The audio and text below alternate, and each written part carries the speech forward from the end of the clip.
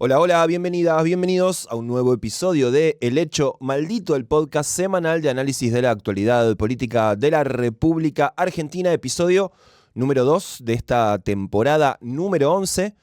Estoy junto a Poli Sabatesa, Julián Jófele, Amili Pioletti, yo soy Juan Gentile y estamos grabando este capítulo en plena Semana Santa, luego de que se conocieran los efectos de los anuncios económicos del gobierno nacional, del levantamiento parcial, tenemos que aclarar, del cepo cambiario, la inflación de 3,7 puntos, un poco más arriba, hay que decir también, de lo que esperaba el propio gobierno y lo que esperaba todo el sistema político. Se venía hablando de que podía estar en un sendero creciente la inflación, lo dijimos en el capítulo pasado, pero me parece que nadie esperaba 3,7 puntos. Una mala noticia para el gobierno que la diluyó de alguna manera con el anuncio del levantamiento del cepo cambiario y también en simultáneo el anuncio de los avances en un nuevo acuerdo con el Fondo Monetario Internacional. La semana pasada hemos repasado también este tema, principalmente el del fondo.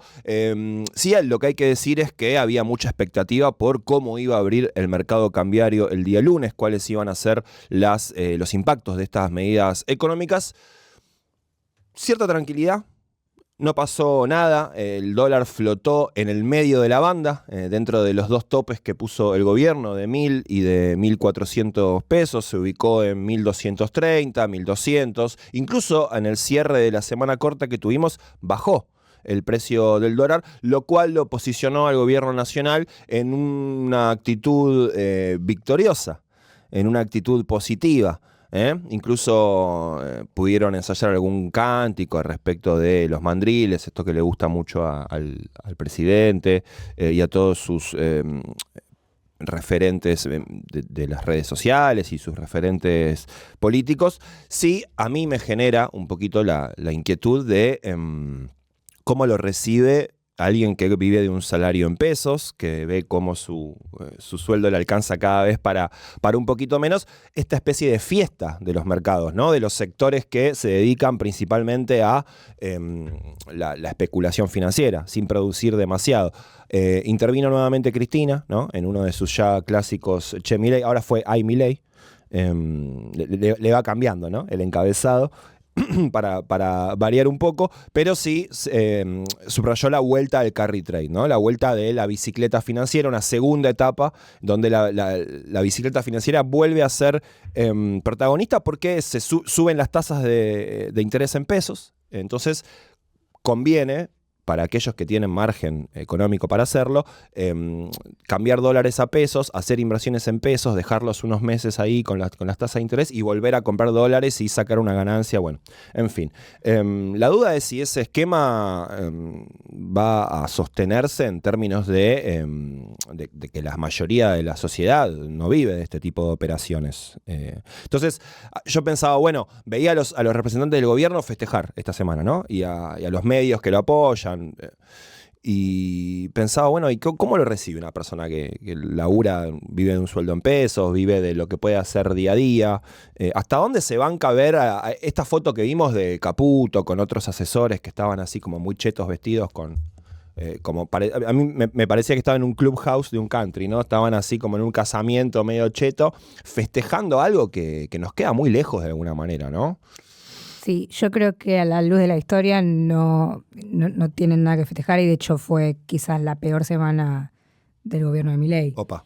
Porque fallaron todas las premisas, sin entrar de nuevo en todo lo que decíamos la semana pasada, fallaron las premisas centrales. Por ejemplo, que volvimos al mundo, porque se demostró que no hubo, como hubo en la dictadura, en el menemismo, en el macrismo incluso, apoyo extranjero, no hubo deuda pública directa, no hubo inversión extranjera directa, pese, por ejemplo, al RIGI, y el único acreedor que les dio apoyo crediticio terminó siendo el peor acreedor que puede tener un país, que es el Fondo Monetario Internacional, con lo cual falló esa primera premisa de que volvimos al mundo y falló la premisa de que el mercado se regula solo, básicamente porque el central intervino hasta que se pinchó la primera burbuja financiera, si querés, en enero, intervino todo lo que pudo para mantener el tipo de cambio, los dólares financieros, con lo cual puede decir Caputo, puede decir Milei que todo marcha acorde al plan, que esta era la tercera fase que estaba planeado, pero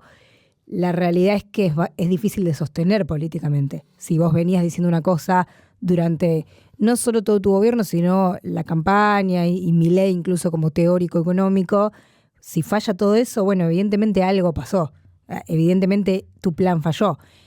Coincido en que ellos siempre van a festejar todo porque es una estrategia y está bien, yo haría lo mismo, digo, si soy gobierno y me sale todo mal, haría lo mismo, pero con un poco más de ojo crítico y eso, en el ojo de la historia, creo que estamos frente al fracaso del plan económico. Y ese asterisco que pusiste, me pareció bien que Cristina Fernández de Kirchner leyera eso y dijera, bueno, vamos a dar una señal de unidad. Si bien algunos dicen, la leía Sandra Russo yo diciendo, Cristina, por favor, trátalo mejor a Axel, trátalo con más amor, que necesitamos que se quieran. Bueno, sí, estaría buenísimo, pero igual el gesto que tuvo de tratar de conciliar a la manera que le salió con el gobernador de la provincia de Buenos Aires me pareció una buena lectura en el medio de esta semana política de, para mí, insisto, debilidad del gobierno nacional.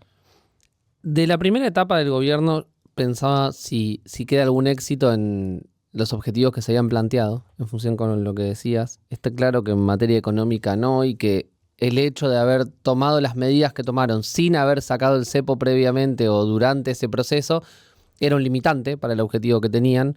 No lo querían reconocer, planteaban que el cepo iba a salir después, pero era evidente que sin sacar el cepo no iba a llegar esa inversión, que posiblemente no llegue tampoco. Bueno, eso habrá que verlo. Depende de qué inversiones hablemos, etcétera, pero en este caso tenemos claro que necesitaban sacarlo. Tuvieron que apurarse, tuvieron que hacerlo después de un préstamo del fondo, ahí coincido. Si se quiere, lo que creo que fue exitoso de la primera etapa de gobierno es haber hecho un ajuste bestial como el que hicieron, sin un impacto político tan grande, ¿no?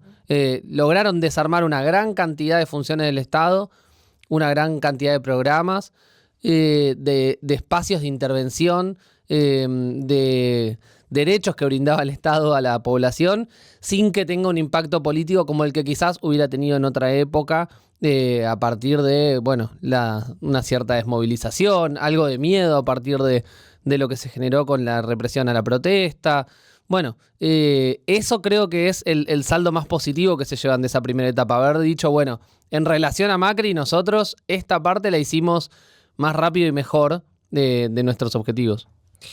Ahí sobre también la semana económica y lo que estaban hablando recién, creo que otro de los éxitos, digamos, del gobierno, más allá de esto, de que lo hemos hablado muchas veces, de no pagar costos políticos por prácticamente nada, tampoco paga costos políticos a nivel relaciones exteriores. Digo, además del desembolso del Fondo Monetario Internacional, recibe desembolsos del Banco Mundial, recibe desembolsos del BID, como premiando su forma de hacer relaciones exteriores tan pueril y caótica.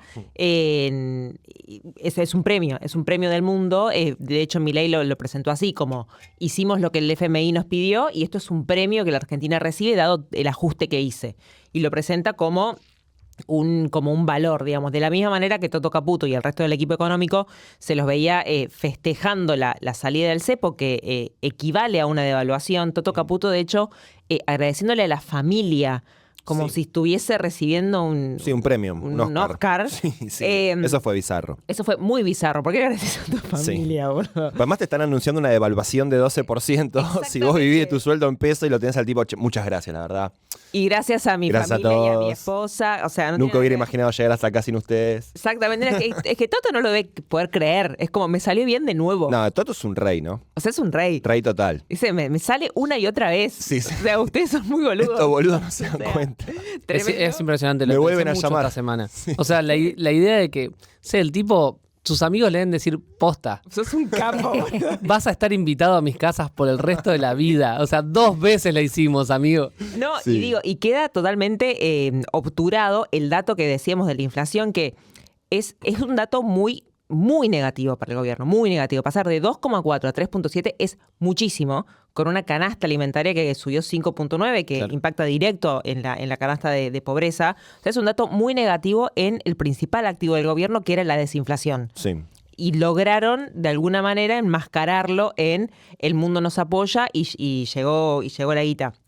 Y algo que me impresiona también de esta no consecuencia de los dichos de Milei y de las acciones de gobierno es que en la entrevista con Fantino en Neura, Milei da a entender que esto va a funcionar porque el ancla va a estar en los salarios. O sea, salarios pisados o paritarias no homologadas por arriba de la inflación, de hecho al 1% hasta ahí o menos, y que por ende los productos no van a subir porque Dixit Milei se lo van a tener que meter los productos en el orto. Porque el argentino va a ser pobre y no te lo va a poder comprar. No le van a vender a nadie. Ese es su plan maestro, que tu salario esté pisado. Ese es el ancla, digamos. Y lo dice abiertamente en televisión, computadora, no sé, es Neura. Señora. Es un stream. En un aparato, en un stream, no sé cómo se dice. Y no pasa nada, digamos. Esto que decíamos en el capítulo anterior también. Están usando los encajes de bancario de la gente y la gente no sale con una cacerola. Digamos, ¿qué está pasando? Bueno, los datos en materia laboral de esta semana también fueron especialmente preocupantes. La mayoría de los sectores mostró un aumento en la informalidad laboral en función de un índice además que se publicó por primera vez, muy interesante para pensar la informalidad laboral que está en un 42% en la Argentina. Tremendo ese dato. 42% es un dato altísimo de lo que estamos hablando. También los salarios, hubo varios estudios de consultoras que hablaron de que un 80% de los convenios colectivos cerraron debajo de la inflación en los últimos 4 meses. O sea, todos los convenios colectivos están tirando a la baja. Sin embargo, los datos que el gobierno promociona de salarios dan parejos con la inflación, al menos en el sector privado registrado, porque hay mucha gente tomando horas extras para compensar. Entonces, el salario de convenio se mantiene por debajo de la inflación y como la gente laburó más, logró llegar a la inflación a costa de las horas extras, de agarrar otro laburo, etcétera. Entonces, ahí tenemos cómo se compensa ese dato que no se muestra, pero en el convenio es evidente. Se firma la baja de la inflación. El desempleo sigue un poquito más arriba de lo que estaba cuando terminó el gobierno de Alberto Fernández, todavía no marca signos peores y lo que sí es creciente es que se van perdiendo puestos de trabajo en el sector privado registrado y en los sectores industriales y los únicos que sostienen es, bueno, con algo de monotributo, con algo de sectores primarios. Un dato que es muy malo para el futuro, porque esto va a impactar mes a mes en la posibilidad de consumo de la población en general. Ahí la pregunta también es si estamos yendo a un escenario recesivo, ¿no? Netamente, digo, por un lado tenemos el consumo, vieron que la devaluación no se trasladó del todo a precios todavía. Hay una disputa ahí, ¿no? Hay que ver qué pasa. Sí, hay que muy ver muy abierta. sí. Hago un paréntesis ahí. El consumo Eso. lleva 15 meses consecutivos en baja. Está muy abajo el consumo. Exacto. La actividad económica todavía no había entrado en una baja muy pronunciada en este tiempo. Ahora, si vamos a un escenario en el cual los precios no suben todo lo que marca la devaluación porque la gente no compra, es decir, porque sus salarios no le alcanzan, porque el consumo está planchado y al mismo tiempo vas a un escenario donde al que produce le conviene importar antes que producir, le conviene despedir a un trabajador porque lo que produce ese laburante argentino lo puede traer de China fácilmente o de donde sea, por el levantamiento de las trabas y demás, podemos ir a un escenario recesivo que puede llegar a ser más complicado. Recesivo en términos de la actividad económica. Eso por un lado. Y después por otro lado pienso, si no llegan capitales, es decir, deberían llegar capitales no especulativos en algún momento para que funcione la cosa, ¿no? Capitales que no sean los que vienen a hacer la bici. Sí, que confíen en la Argentina como lugar productivo, Claro. donde poner su guita, en donde desarrollar un Sí. negocio. Porque los que están de fiesta ahora son esos que no producen nada. Son los que vienen, hacen una operación financiera en la bolsa, se llevan un ¿Vos querés que generen puestos de dividendo. trabajo? Claro. Bueno. En lo posible, por favor. Hubieras votado al otro. Claro. Bueno, no por sé eso. tampoco. O sea, Porque digo, hubieras votado. son estos tipos que no producen una mierda. Básicamente se enriquecen a costa del lomo de la mayoría que labura, que es una minoría muy pequeña, que es la que podemos ver después festejando en los medios de comunicación o en las redes sociales, que a veces me parece que se pierde cierta... No sé, a mí me pasa que a veces abro las redes y como sigo muchos, por el laburo, ¿no? De uno, sigo mucha gente del mundo político y económico, de repente veo situación de fiesta, ¿no? Pasó el lunes, el martes, están todos contentos.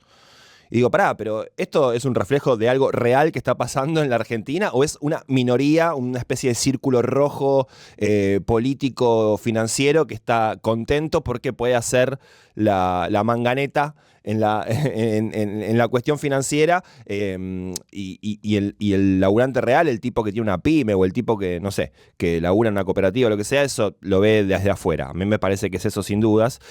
Ahora, me da la sensación de que solo con eso no le va a funcionar para siempre. Pero vos crees que... Esa es la lógica, ¿no? Después veremos. Sí, pero la lógica a veces se rompe últimamente. Vuelvo al principio. Sí. Obviamente el que juega al jueguito financiero y no tiene ninguna responsabilidad gubernamental, seguro está contento. Sí. Ahora, Toto Caputo, ¿ustedes de verdad creen que está contento? Porque yo creo que obviamente tiene que hacer la pose, saludar a la esposa, agradecerle, pero en el fondo yo creo que entiende a dónde termina. Porque recién nos escuchaba, o sea, puede llegar a bajar el consumo, uno puede dejar de consumir ciertos bienes. Pero después, por ejemplo, hay 9,5 millones de hogares con tarifa de luz que el fondo pide reducir. Y 6 millones son de hogares de familias pobres. Sí. O sea, ahí no... llega un punto en el que no va a haber cómo disfrazarla. Y no va a ser dentro de mucho. Y yo creo que el gobierno lo sabe. Entonces, realmente me pregunto a veces si ese festejo, si esa felicidad es realmente genuina o es lo que tienen que hacer. E insisto, lo que yo haría también si fuera gobierno y veo que me está saliendo todo mal y que estoy yendo a un abismo porque no han salido bien los procesos de valorización financiera y ellos, yo creo que de verdad saben que esta vez no es distinto. Yo creo que sí están contentos genuinamente porque están obtusamente convencidos de que el proceso para que el país salga adelante es, primero, garantizarle a todos estos sectores que pueden venir, jugar, mover su guita, etcétera, y que después eso va a ir derramando, que después alguien se va a animar a invertir, que después alguien se va a animar... O sea, no tienen en su cabeza, para mí, bien calculado el costo social o la paciencia que puede llegar a tener la gente en que ese proceso termine avanzando si es que en algún momento eso ocurriera. Yo creo que están convencidos de eso. Tengo la mala fortuna de escuchar todos los discursos de los libertarios en el Congreso, uno por uno, cada sesión, cada vez que hablan, y están bastante convencidos de que si ordenás esto, después lo otro sale solo. Y ojo, yo no estoy en contra de que muchas variables de la macroeconomía requerían ordenarse, no con el sentido social que lo hizo este gobierno, sí con otras previsiones, pero que eran necesarios para poder garantizar ciertas cuestiones. Ahora, es evidente que ellos no contemplan el otro factor, Sí, o sea, que es la gente. No, Pero sí piensan que a partir de ahí se construye. Yo no creo que digan, listo, bueno, esto no va a salir, pero tengo que simular que sí. No, o sea, entiendo lo que decís del Congreso y lo veo, no me refiero a que confíen en que la gente va a estar bien. Me refiero a que ellos confíen, o sea, yo creo que ellos saben que no es un modelo sostenible en el tiempo. Y no me refiero solo a los diputados quizás, sino a BlackRock, digo, los de verdad los que están atrás, o sea, desde Caputo y todo. Sí, los fondos de inversión, los Exacto. que Yo laburan creo en la bicicleta. que saben que esto va a tirar un tiempo, que quizás son los 4 años, ¿eh? O sea, BlackRock, obvio que no le importa. O sea, como... bueno, pero digo que saben que no es un modelo sostenible en el tiempo en el que van a poder basar la rentabilidad en lo financiero a largo plazo. Es que para ellos es sostenible entrar, salir de todos los lugares que tengan que hacerlo. Claro, se dedican o sea, a eso. se dedican a eso. Distinto Claro. al caso de nuestros funcionarios, que en tal caso deberían poder seguir viviendo en Argentina. Sí, pero es evidente que sí, pudieron pero- hacerlo y pudieron volver a gobernar Sí, encima. pero después del 2001 tuviste un kirchnerismo. Entonces digo, especulan con... Ahora no sé si vamos a tener un kirchnerismo porque la verdad que debería haber... No, ellos alguna fantasean, alternativa. claro, con darle Pero digo, un golpe de como muerte que- a eso, sí. Bueno, claro, eso es a eso. Ponerle iba. los clavos al cajón, ¿no? Supongo Del que populismo. ellos especulan, porque lo dijo Paolo Roca, ni bien asumió, o sea, Sí. lo dijo Techín personificado, dijo, esto es resetear de lleno. Y creo que ellos esperan de verdad que esta vez sea eso, como que el fin de la vuelta de los gobiernos populares, Sí. y que de verdad esta vez les funcione. Y siento que no puede pasar. Creo que además esa suerte de pensamiento mágico de el establishment está contento, el mercado está contento, entonces mágicamente la Argentina va a crecer. Yo entiendo que eso es una filosofía que tiene este sector político que nos gobierna, que la sostienen aquellos a lo sumo los mejores, los más bien intencionados. Después estarán, esa es la lectura amable. Los tipos creen que liberando todo tipo de traba y con el establishment contento, culturalmente la Argentina va a mejorar, entonces van a llegar las inversiones. Después, si lo querés pensar un poquito con mala mirada, los tipos están convencidos de que no van a venir ninguna inversiones, no va a crecer el trabajo, no va a crecer el empleo y intencionadamente generan un esquema en el cual una minoría cada vez más pequeña gana cada vez más y una mayoría cada vez más grande está cada vez peor. Ahí, a ese punto iba esto que dijiste recién. Los que más tienen más ganan y los que menos tienen se empobrecen mucho más. Ellos, respondiendo a la pregunta de Poli, ellos están convencidos de que es el camino correcto porque ellos piensan que lo correcto es que suceda esto, digamos, que empobreciendo a la Argentina con los salarios anclados, la Argentina va a salir adelante porque la Argentina no es de los trabajadores. Digamos, o sea, o no funciona a través de los trabajadores y los trabajadores no son la figura principal, el protagonista principal de un sistema productivo, como sí lo cree el peronismo, digamos. Entonces, como que en ese sentido yo creo que ellos están convencidos, su festejo es genuino, sus fotos haciendo una fiesta, todo el equipo económico son genuinos porque son un gobierno también altamente ideologizado. Yo pensaba esto el otro día, yo digo... En las elecciones legislativas, como una elección termómetro de evaluación del gobierno, si a ellos les sale un número medianamente positivo, como es posible, que hemos hablado en otras ocasiones, de que bancas van a ganar, van a ampliar su base legislativa, ahí también se pone en jaque si el voto del argentino es económico o empieza a ser mucho más ideologizado de lo que ha sido hasta ahora. Porque si el voto fuera económico, le iría muy mal a la Libertad Avanza. A nadie le mejoró el bolsillo, digamos. A nadie de los trabajadores de a pie le mejoró el bolsillo. Entonces creo que, bueno, nada, vamos a ver eso en las legislativas. Pero bueno, no sé, eso es algo para verlo más adelante. De lo primero que decías, coincido, hay una línea histórica de eso, que es Martínez de Oz diciendo que este tiene que ser un país para 15 millones, que tiene que ver también con, no recuerdo ahora qué funcionario macrista que decía, creían que podían irse de vacaciones, que más allá de lo feo que sonaba, en el trasfondo lo que estaba diciendo era eso, hay demasiada clase media en este país, no es Exacto. sustentable en nuestra visión, ¿no? En la visión de ellos dice, no se puede sostener tanta clase media, garantizar la ganancia de los que más tienen y toda esta clase media no es sustentable. Bueno, que sea menos, ¿no?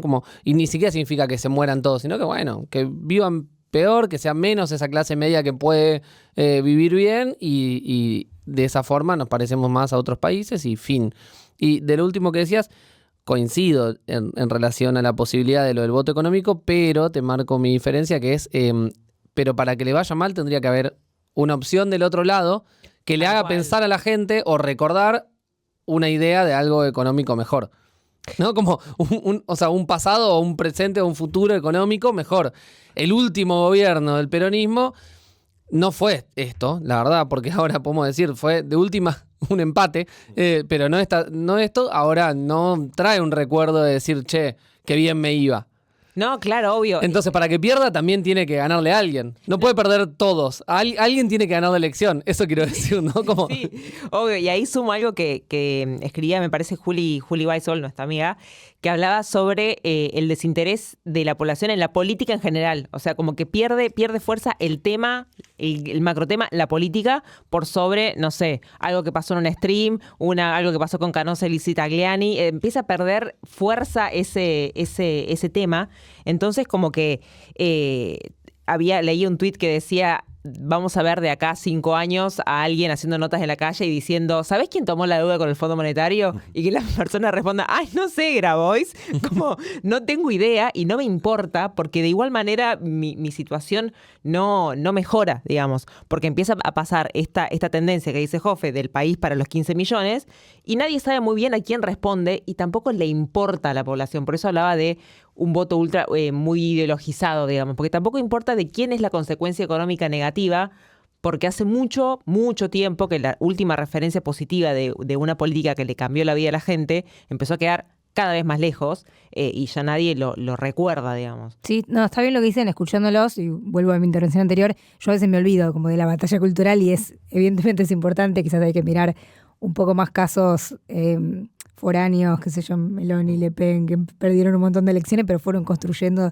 sus ideas de identidades nacionales durante años y evidentemente después ganaron esa batalla y después ganaron las elecciones. Yo a veces me olvido de ese componente y puede ser, de todos modos, en Santa Fe la Libertad Avanza salió tercero. Sí. No le fue bien. Entonces, bueno, es como que me desconcierta un poco cómo va a ser el año electoral frente a este oscilar entre lo económico, que está peor, creo que está peor para todos, y que eso es innegable, y lo cultural, que bueno, les puede ir un poco mejor, pero como que no tengo una pista, no tengo una pauta de cómo puede llegar a ser, no sé, el mapa electoral. Ahora se viene la ciudad de Buenos Aires, pero es complejo leer este momento. Creo que es como que se mueve mucho. Sí, estoy de acuerdo. Y además tenés que romper con una cierta inercia de cara a las elecciones que tiene que ver con el reflejo del último voto. Lo hablaba con un consultor amigo en estos días, que me decía, bueno, suponete que, pero la gente ve que la situación está peor o sigue bancando a full. Sí, todos se quejan, plantean que están peor, están de acuerdo, lo tienen identificado. Ahora, hay una cuestión del voto reflejo de la última elección, que es cuando entra a la urna, lo más normal es que vayas a buscar la anterior que votaste. Lo último que hiciste, o sea, es en tu memoria está eso, fui y voté eso. En principio vas a hacer eso, salvo que algo cambie esa idea. Salvo que no sea exactamente lo que votaste. Bueno, está bien, me gusta. No es exactamente Entonces lo que hay que romper con esa inercia. Para romper con esa inercia hay que mover algo, ¿no? Algo tiene que pasar. Y no esperar, que esto me parece que estas semanas terminaron de demostrarlo, que pierdan los apoyos que lo sostenían. Porque hubo mucha especulación de ¿cierran con el fondo o no cierran con el fondo? Al final el fondo no les da. No les va a dar tanto, ¿eh? Fíjate que no sacaron nada. El fondo les dio un montón. Mirá que Trump no se saca la foto con él. Y estuvimos 2 días hablando de si se sacaba la foto o no con Trump y que lo esquivó. Bueno, nosotros mismos lo hablamos, de todos, no es contra nadie. Ahora vino el secretario del Tesoro a apoyar a Argentina y el titular del Fondo Monetario en su discurso global solo mencionó a nuestro país. Bueno, ellos los van a seguir apoyando, o al menos nosotros descontemos que sí para armar nuestra estrategia. Si eso después se cae, bárbaro. O sea, si ese apoyo se cae, no el país. Pero digo, si ese apoyo después se cae porque a la larga va a ser peor para el país, mejor. Pero nosotros contemos con que los van a seguir apoyando. No esperemos que se caigan solos o que alguien les suelte la mano para después decir, mira, bueno, ahora nos toca. No. Bueno, el gobierno sí. Vemos, tranquilo. Enójate, hermano. Vemos que el gobierno apuesta a llegar a las elecciones legislativas con resto político y económico. Esa es la apuesta del préstamo del fondo, del dinero que ya, una parte ya entró, del fondo y también del Banco Mundial, ¿no? Hay como una cantidad de dinero ahí que vino no solamente del Fondo Monetario Internacional, de hecho creo que los 20.000 palos del Banco Mundial ya entraron y eso le permiten a la Argentina tener cierto aire en términos financieros. Algo que a mí, bueno, no puedo no pensar en aquellos en las reservas que se quemaron los 2-3 días antes de que se devalúe el peso, que el Banco Central vendió para sostener el tipo de cambio oficial que era 800 o algo así. No, un poquito más, pero el oficial, digo. Se abre la pregunta de a quién se la vendiste, por qué se la vendiste, cuál es el sentido si vos querías engrosar la reserva. Hay gente que hizo mucha plata esos días. Ese día, el viernes, sí. O sea, en 24 horas, sí. Es una pregunta abierta y puede llegar a configurar un delito. Para muy poquita gente la Argentina está haciendo un gran negocio en todo este tiempo. Sí. Para muy poquita gente. Pero a veces, bueno, perdón, estoy insistente porque esto me indignó esta semana, pero a veces pareciera que para todos es un gran negocio, pero ¿cuántos son los que hacen este tipo de movidas y que les va bien? Bueno, en fin, ya sabemos, son poquitos. ¿Qué ustedes no compraron dólares? No sé, yo vendí... Amiga, yo este estoy año sacando la yerba al sol. Vendí los pocos ahorros que tenía, los tuve que ir vendiendo mes a mes para pagar la tarjeta, la vida, bueno, en fin, no me voy a poner tanguero porque es una lágrima, sino... Si el dólar fuera... Sí. Una moneda que te permita ahorrar en los próximos meses, estaría discutiendo otra cosa de la eliminación del cepo y la posibilidad de comprar a través de la aplicación, pero porque en la cultura popular trabajadora argentina, la posibilidad de ahorrar en dólares, al menos en las últimas décadas, parte de tus ahorros cuando podés, como podés, quien pueda, ¿no? Sáquenle el que sí, obviamente mucho... Es algo que es valorado. Entonces, la posibilidad de entrar a la aplicación de tu banco, tocar 2 botones, no hacerte una cuenta comitente y sacar $100, $200, es algo parecido a un derecho en la idea de un trabajador para ahorrar. Ahora, si encima esto se hace en el momento en el que el dólar van a intentar bajarlo más para seguir con esta fiesta, bueno, es otro tema. Pero me hubiera gustado discutirlo, como ahora veo que la tendencia es más a la baja, no sé si va a servir discutirlo, porque encima están cagando a la gente que se hizo ese esfuercito de comprar los 100, Claro. 200 porque lo quieren tirar más abajo. Pero si no, me hubiera gustado discutir este derecho al ahorro en dólares. Me encanta la discusión que planteas. Yo compré $10, casi como ejercicio periodístico. Para ver qué onda. Claro, para ejercicio ¿Qué hiciste? periodístico. Al aire hiciste la movida. Acá voy a entrar. No, en mi casa, pero para ver, digo, qué tan fácil era. Sí. O sea, supongo que varios lo Y lo hicimos. hiciste en 2 patadas. 12 lucas que estaban ahí. Ahora te cagaron, a 1.230 compraste. Compré. 1250 me parece, porque lo había hecho cuando abrió. Amiga, te cagaron. Los que compraron el lunes, ¿ahora qué onda? Ay, qué lindo, puedo comprar en la app, pero pará, si después bajó. No sé, es como contradictoria la sensación, me parece.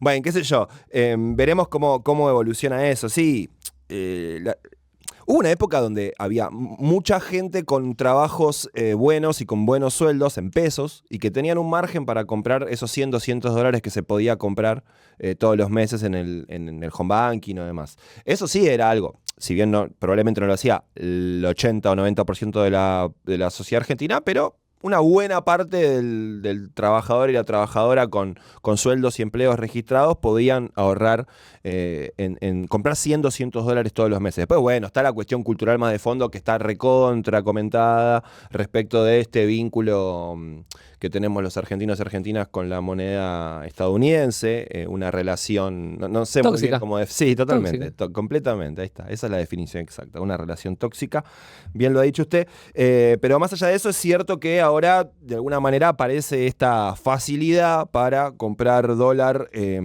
para las personas físicas, ¿no? Eso hay que decirlo también, porque el levantamiento del cepo fue un poquitito exagerado en realidad, porque las empresas y las personas jurídicas no continúan con las mismas regulaciones, ¿no? Exactamente. Bueno, salvo el sector, exportador sojero, que le sacan el dólar blend, desaparece. Sí, y que Milei le dijo, liquiden que vuelvan las retenciones. Este país es surreal. Muy importante ese punto. Es muy importante. Es muy importante, pero se dan cuenta que lo surreal que es que el presidente le dice liquiden ahora porque después... O sea, Nos apretó. Pero no se explica este país. No, y un presidente liberal diciendo vuelven las retenciones. Tiene huevos igual.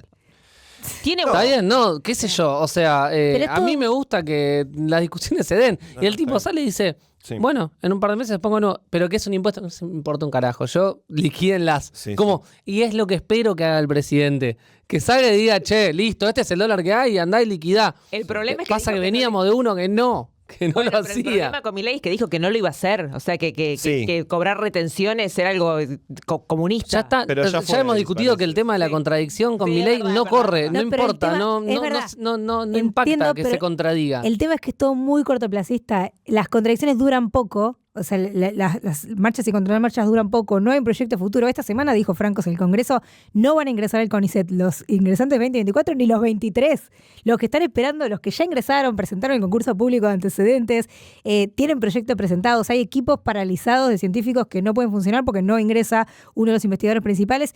Y Francos dijo, no ingresa, no hay más inversión en ciencia y tecnología, no tenés un proyecto a largo plazo. Eso digo, yo creo que en un contexto de guerra comercial absoluto como este, descarado como nunca hemos visto, ya no sé ni en cuánto están las tarifas de Estados Unidos a China, en 300.000%. Lo único que tenés que hacer, si sos un país en desarrollo, es producir en ciencia y tecnología. Es lo único que tenés que hacer. Es lo único que no van a hacer. Entonces lo que siento es que es verdad, no importa ya la contradicción o no en esta era, pero esto dura todo muy poco, la marcha y la contramarcha, ¿entendés? Entonces no llegás a desarrollar, porque si ahora viene Milei y dice, bueno, listo, falló todo, el mercado no se regula solo, vamos a hacer intervención estatal a pleno, pero le va a durar 2 meses eso. Eso es lo que digo, no hay nada de lo cual poder agarrarse. Bueno, sí, no hay nada. El gobierno está atando a la suerte de Estados Unidos. Eligió un bando, en vez de decir, bueno, todos los países están tendiendo a protegerse, cuidarse. Bueno, está tendiendo a eso. Sí. Tiene un tema con el swap con China y un par de cositas que acomodar, ¿no? Si quiere elegir ese bando definitivamente. Sí. Y se lo están pidiendo. Pero eligió, dijo, bueno, juego la suerte de esto. A mí no me parece la estrategia más racional. Pero no es lo que le puedo exigir a Javier Milei. Sí, además le falta bastante para... Estábamos diciendo que él el gobierno quiere llegar a las elecciones para poder tener una victoria electoral, quiere llevar este escenario contenido de alguna manera como está, sin demasiados sobresaltos, hasta octubre para poder tener una victoria electoral. Falta bastante, ¿no? En principio, estamos en abril, faltan 6 meses que tiene que sostener el barco a flote, andando tranquilo, sin grandes sobresaltos, hasta las elecciones. Por ahora va, veremos cómo eso ocurre, cómo se va desenvolviendo en los próximos meses. Decíamos, le dijo al campo que tenía que liquidar porque iban a volver las retenciones. Me parece que fue lo más importante que le dijo en 5 horas a Fantino, en 5 horas de entrevista. ¿Las vieron, chicos? No puedo. Vi algunos recortes, pero yo ya no puedo hacerme eso. No. Parece que las preguntas eran más del tipo de ¿te gusta el ¿Sos un batata rey o el membrillo? o un Claro. Sí. Bueno, igual Fantino milita abiertamente, yo eso también se lo respeto, no la caretea, como otros, ¿no? Como si te gusta decirlo, no pasa como nada. otros comunicadores que la caretean más, la van de periodistas independientes, ¿no?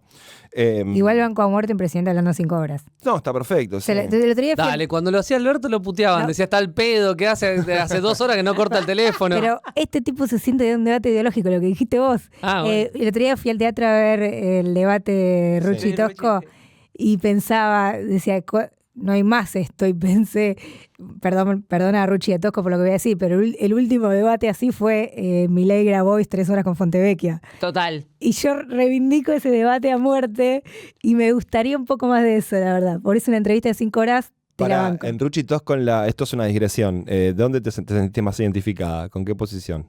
¿Con Tosco o con Rucci? No me hace esta, no.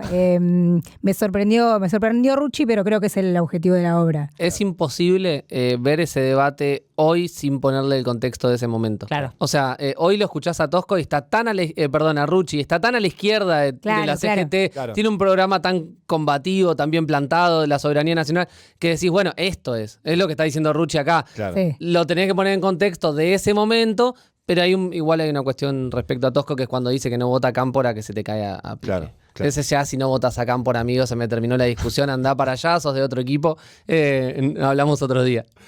Sí, claro, y lo pensás a la luz de las elecciones que hubo después, hubo que votar tanto sapo que decís a Cámpora, lo votabas con las 2 manos, las 2 piernas, te tirabas de cabeza en la urna. El Después compañero Héctor.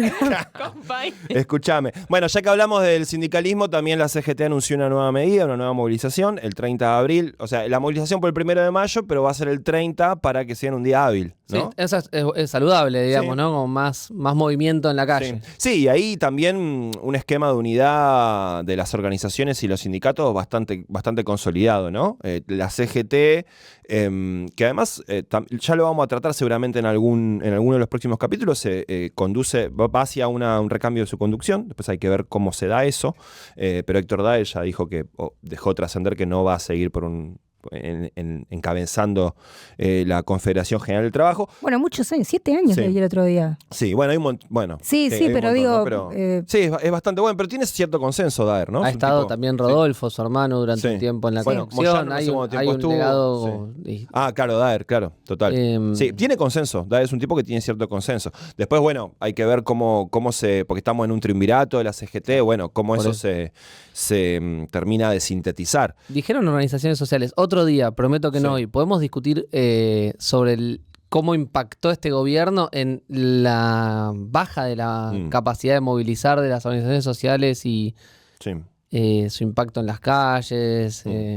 Sí, Fue es un Sí, tema que total. está ahí presente y que creo que no se habla del todo. Sí, total, que no vemos hace rato esas movilizaciones que veíamos mucho en el Ministerio de Desarrollo Social, el 9 de julio, con las organizaciones que representan al sector más informal, al sector de lo que antiguamente se le decían los piqueteros en los Y que medios está de claro que no es que comunicación, sí. pactaron con el gobierno No, ni nada no. por el estilo, que hay una dificultad para Sí, y también sostener la organización. sí, que el gobierno en ese sector social no ajustó tanto en términos comparativos con el resto de la economía. Digo, aumentó las asignaciones UH, sí. y los planes más o menos en línea con la inflación. Contuvo en ese sentido. Sí, yo a ese debate le agregaría por quién o por quiénes se sienten hoy representados Mm, esos sectores. mm. Bueno. Cuando discutamos el tema de organizaciones sociales, ¿quién está representando? Bueno, en Capital Federal, en las elecciones porteñas, ya vimos que hubo una lista alternativa a Santoro, que es Abel Medina, Sí. atrás de la cual van encolumnada parte de estas organizaciones sociales. Sí, Pero ahí estamos hablando de sectores organizados.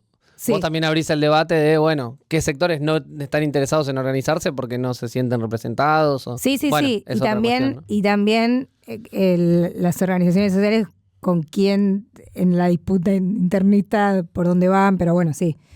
No, y además, digo, en este mismo debate, en la pérdida de fortaleza y de traducción a una voluntad política y a un cambio político concreto de la calle. O sea, Sí. la calle hoy no tiene traducción en práctica, o sea, lamentablemente, en prácticamente nada, digamos. O sea, si vos llenás una plaza, no sucede nada. Si vos te plantás frente al Ministerio de Desarrollo Social, no sucede nada. Bueno, A lo sumo te no cagan un poco creo palo. que no suceda nada. Sí sucede. Te pega la policía. sé. Con la universidad sucedió, bueno, más, menos, está bien, pero No, el gobierno verdad. hubiera ido hasta un lugar, no fue hasta ese mismo lugar. es No raro. es indiferente cuando ocurre. No puedo creer que voy a decir eso, pero está estoy bien, con Jofe. está bien, no vamos a cambiar el gobierno por eso, está claro, que gobierna el que gobierna, por eso el día que ganó las elecciones lloramos y nos pusimos tristes porque iba a hacer todo lo que está haciendo, pero Sí. hay cosas que sí impacta. Entiendo que hay dificultad para organizarlo, pero las grandes marchas que se hicieron yo creo que tienen un impacto, que tienen que dar respuesta sobre eso. Que Milei se hizo el que iba a retrucar con su discurso fascista, antidiversidad, y creo que no está hablando más del tema.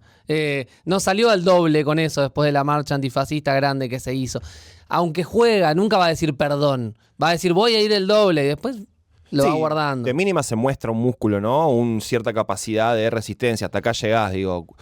Creo que incluso si no avanza más el gobierno nacional recortando más derechos o yendo más a fondo en su programa, es porque efectivamente existe cierto dique de contención en términos de la calle, de organizaciones, de sindicatos, de partidos, de movimientos de la sociedad que existen en la Argentina y que son muy fuertes y que cada vez que es necesario salen a la calle. Después sí coincido, Mili, que es verdad que cuesta mucho en la traducción en Total. términos de una expresión política, o por lo menos eso está en disputa, ¿no? ¿Qué dirigente o qué espacio político representa o puede traducir electoralmente eso? Si es Axel Kicillof, si es Cristina, o si es otro dirigente que todavía no conocemos. Eso creo que es algo que está en disputa y bueno, de alguna manera está por verse también en el desarrollo político electoral de este año. Eso justo iba a decir en la traducción de la voluntad política. Hay muchos de los puntos que exige el Fondo Monetario Internacional para los desembolsos que tienen que pasar sí o sí por el Congreso porque no es posible que pasen por un DNU. Ejemplo, reforma previsional, reforma tributaria, el mismo presupuesto 2025 tiene que ser avalado por el gobierno, por el Congreso Nacional, 2026, perdón, porque estamos con un presupuesto 2023. Claro. Entonces, eso va a exigir consensos con una conformación nueva de la Cámara y con la pregunta abierta, creo que no hemos tirado en este capítulo todavía, pero ¿qué va a ser el PRO?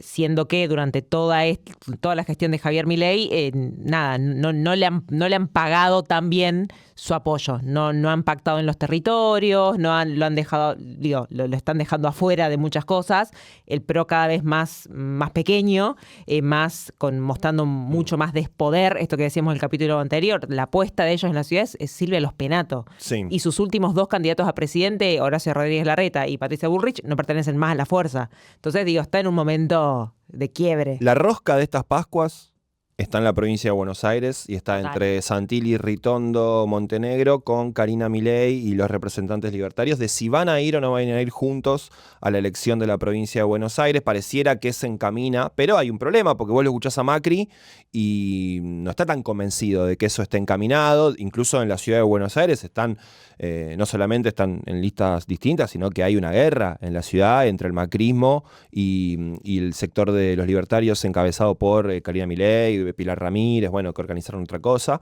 Y creo que la rosca de estas Pascuas va por ahí. Y en segundo lugar, también en el peronismo, que tuvimos, como lo mencionábamos muy al pasar al principio, tuvimos algunos avances en estos últimos días respecto de la posibilidad de una unidad en el peronismo. Hay un respiro ahí. Sí, claro. Un respiro.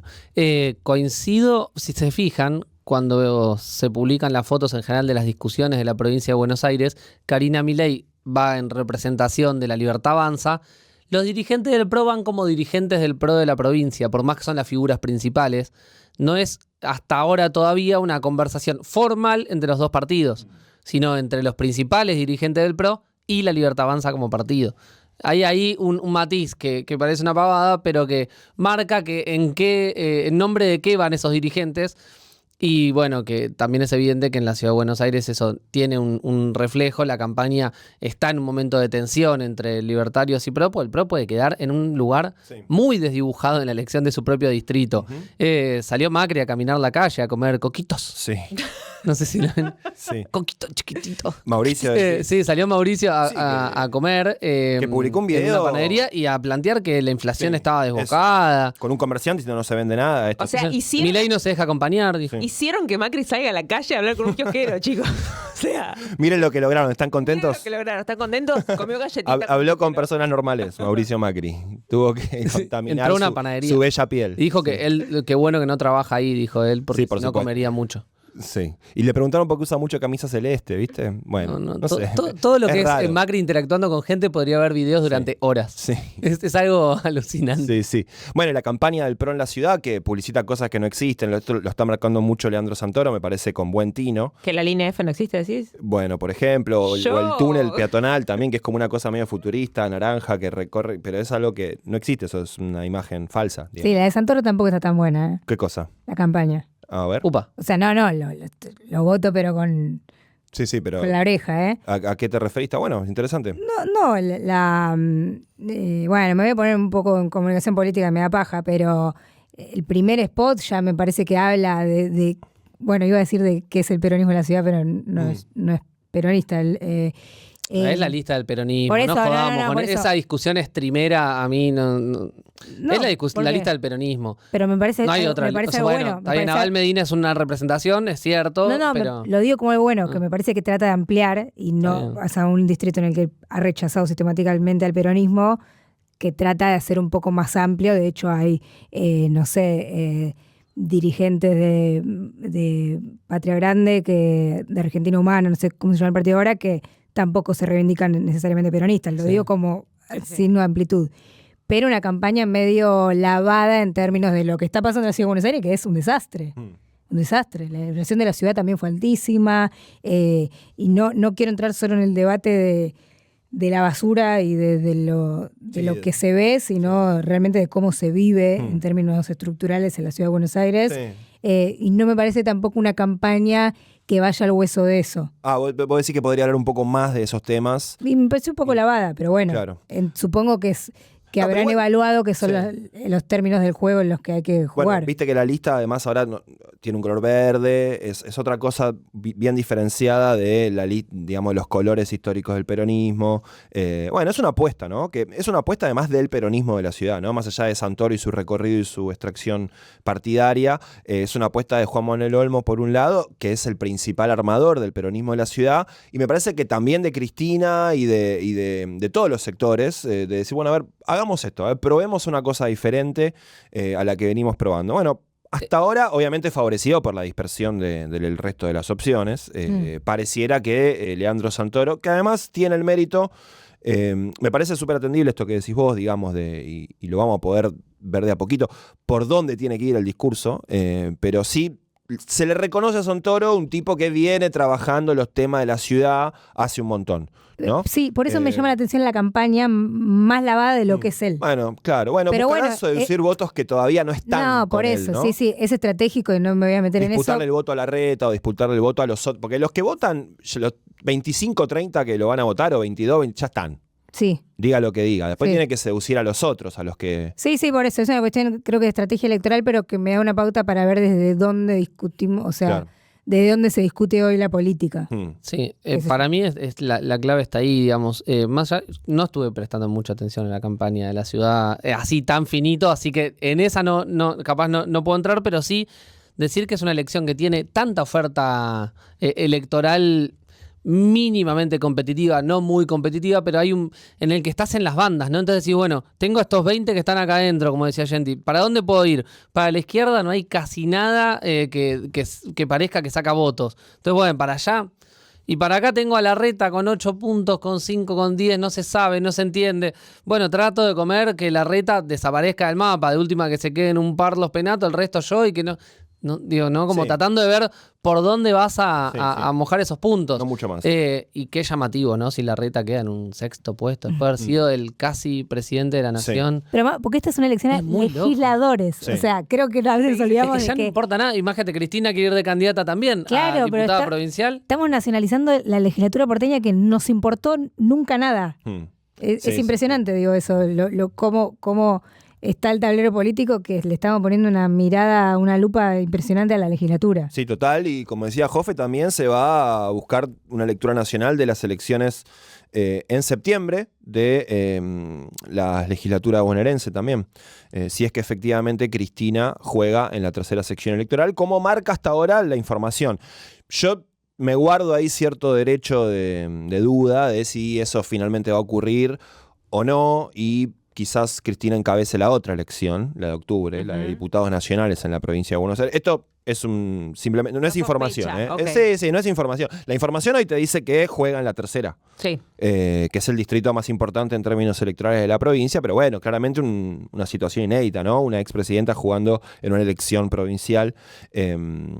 Pero sí, es cierto que la suspensión de las PASO en el Senado bonaerense esta semana fue un gesto importante hacia una posibilidad de un peronismo unificado, ¿no? Que creo que es el camino que ahora está empezando a recorrer después de mucho tiempo, de muchos ruidos, que esto tampoco significa que dejen de existir ni la fricción ni los ruidos. Eso creo que ya es irreversible Sí. desde el año pasado. Sí. Hay una cuestión de, bueno, ahora esta es una banda y esta es otra banda, que Sí. eso ya se consolidó después, que eso pueda tener mejor o peor diálogo. Sí. Pero creo que el dependerá escenario de los momentos. de listas distintas que hace un par de semanas te decían todos que era el escenario que se venía. De hecho, en algún momento te decían que podía haber 3, creo que lo charlamos acá. Sí. Digo, que podía haber una de Cristina, una de Axel y una de Massa, porque la gente del masismo te decía, bueno, si ellos si no se ponen de acuerdo Cristina y Axel, bueno, nosotros vamos a la nuestra también. Y un Grabois que dijo, yo les gano a todos. Grabois pintó Grabois 2025 también. Bueno, ahora pareciera que el escenario es otro, ¿no? También es un clásico de la política, ¿no? No, nos peleamos, mostramos los dientes para después ponernos de acuerdo. Tensionamos y en un momento aflojamos un poquito. Pero como sea, es cierto que esta semana, con una Cristina llamando a sus diputados y sus senadores a votar el proyecto de Axel de suspensión de las PASO, bueno, es un poco cierta calma en un mar que venía muy embravecido. Sí, pero me parece importante esto que decía Jofe también, la consolidación de las 3 bandas, digamos, cristinismo, axelismo, masismo, que esas Sí. son las 3 vertientes del peronismo en 2025.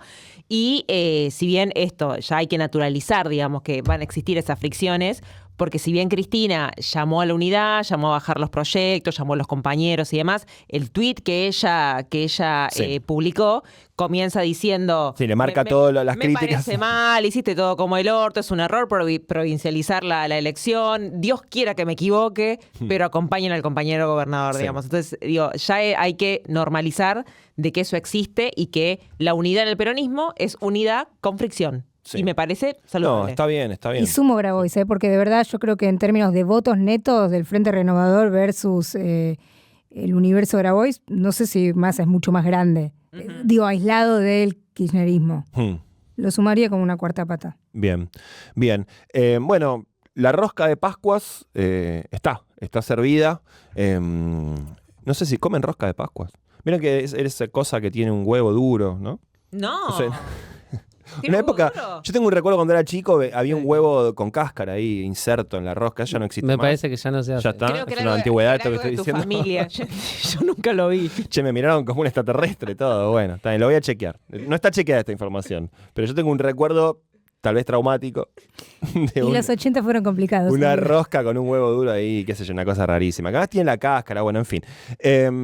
Rosca de Pascuas en el hecho maldito. Espero, Poli, no recibir un llamado tuyo. Después. Llega a hacer hoy una conferencia Va. Caputo y sale igual este episodio. Espero recibir un llamado tuyo, pero que sea diciendo, Genti, la verdad, tengo una gran noticia, qué gran compañero que sos, y bueno, y otras cosas, pero no como la semana pasada, que me puso los pelos de punta.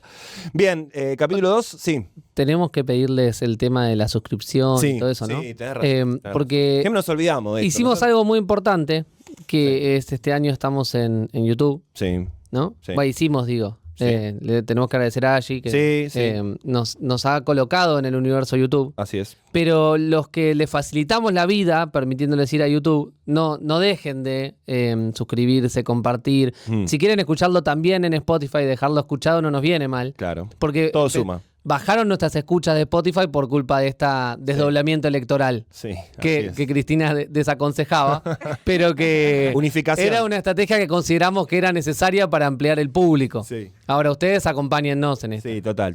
Todo es lo mismo. Es campanita, seguir, comentar, todo lo que es interacción nos suma.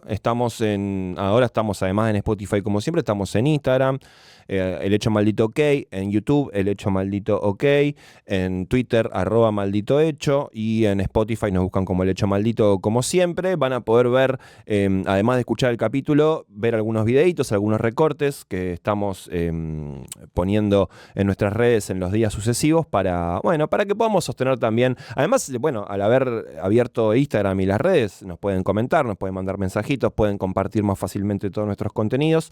Sabemos que tenemos una legión muy fiel de escuchas, porque nos fuimos varios meses del aire y estuvieron ahí de nuevo, lo vimos en las estadísticas de reproducción del primer capítulo, así que podemos consolidar ese vínculo y, ¿por qué no?, ampliarlo un poco más a todas aquellas personas que todavía no han escuchado El Hecho Maldito, que es sin dudas el mejor podcast de análisis político de la Argentina, y no lo decimos nosotros porque lo hagamos nosotros, sino Lo dicen nuestras madres. nos lo dice nuestra mamá, nuestro Mi mamá papá. y mi papá, Sí, ¿ok? y todas las personas que nos escuchan, por supuesto. Muy bien, así se termina el capítulo 2 de esta temporada número 11 de El Hecho Maldito. Estuvo Poli Sabates, estuvo Julián Jófele, estuvo Mili Pioletti, yo soy Juan Gentile. Nos volvemos a encontrar la semana que viene cuando hagamos un nuevo capítulo del Hecho Maldito. Chau, chau.